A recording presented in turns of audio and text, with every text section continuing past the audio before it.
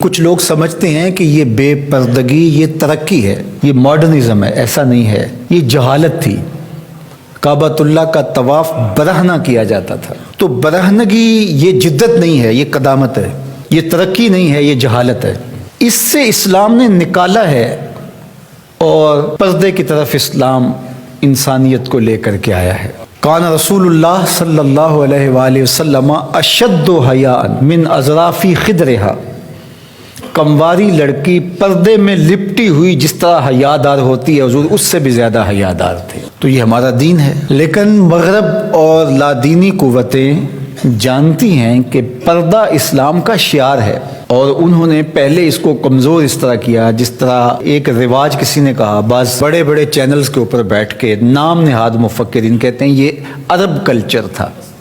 عرب culture تو برہنگی تھا، عرب culture تو برہنہ طواف کرنے کا تھا، گھروں پہ جھنڈے بدکار خواتین کے چھتوں کے اوپر عرب میں لگتے تھے۔ تو یہ پردے کا تصور کلچر نہیں ہے، بلکہ یہ سنت زہرا سلام اللہ علیہا۔ اللہ کے محبوب نے فرمایا ہر دین کی کوئی الگ شناخت ہوتی ہے، الگ پہچان ہوتی ہے، ہر دین کا ایک الگ نشان ہوتا ہے۔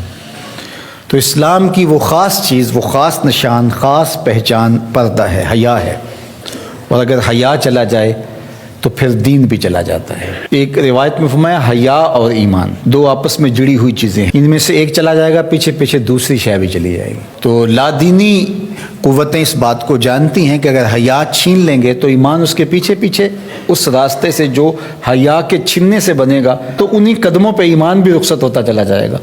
تو لہٰذا ان کو یہ کہو کہ تم ترک ایمان کرو تو یہ تو کبھی راضی نہیں ہوں گے، تو اس لیے انہیں پردے کا ترک کروایا جائے، انہیں حیا کے جوہر سے محروم کیا جائے تاکہ یہ ایمان کے جوہر سے بھی محروم ہو جائیں۔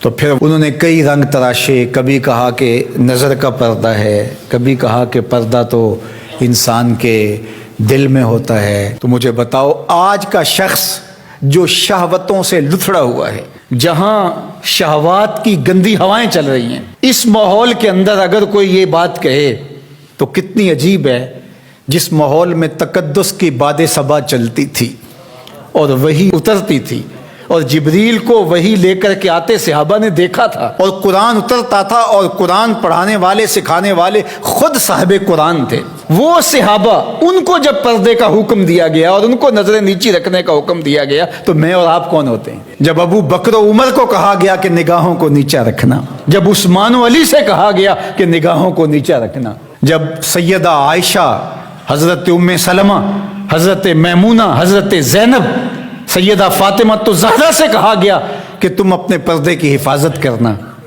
تو مجھے بتائیے اس تقدس مآب ماحول کے اندر بھی جب پردہ کرنے کے لیے مومنوں کی ماؤں کو حکم دیا گیا، اور ابو بکر و عمر، عثمان و علی عشرہ مبشرہ جن کی جنت کی ضمانت بھی رسول اللہ نے دی ہے، تو جب ان کو بھی کہا گیا کہ نگاہوں کو نیچا رکھنا، تو میں اور آپ کس شمار میں ہیں؟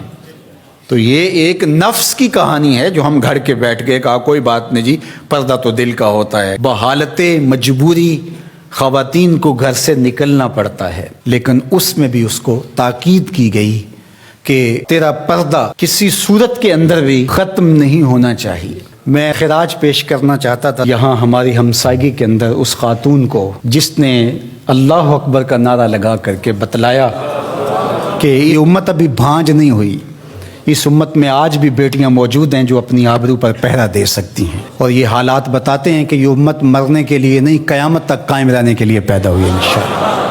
اس دبی ہوئی راکھ میں چنگاریاں موجود ہیں، جو وقت آیا تو شعلہ جوالہ بھی بن جائیں گے انشاءاللہ العزیز۔ اقبال نے ایک بات کہی تھی، اگر پندے ز درویش پذیری، ہزار امت بمیرت تو نہ میری، بطول باش و پنہاں شو ازیں اثر کہ در آغوش شبیر بگیری۔ اقبال کہتا ہے اس فقیر کی ایک بات مان لے، ساری امتیں مر جائیں گی، امت مسلمہ تجھے زوال نہیں آئے گا، اور وہ کیا؟ بطول باش، بطول بن جا اور زمانے کی نظروں سے پوشیدہ ہو جا، پھر تیری آغوش میں بھی حسین ابن علی جیسے بیٹے جنم لیا کریں گے، ان کے جانشین تیری گود میں بھی پیدا ہوں گے۔ تو اس لیے پردہ ہماری شناخت ہے۔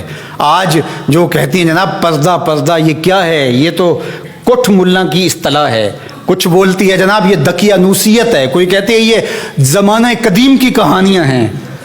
جب قبر میں اتریں گے تو اس وقت مرد کے لیے 3 چادریں، عورت کے لیے اسلام نے پھر بھی 5 چادریں رکھی ہیں اس وقت. اس کا کفن بھی الگ رکھا ہے اس لیے کہ وہ پردے کی چیز ہے.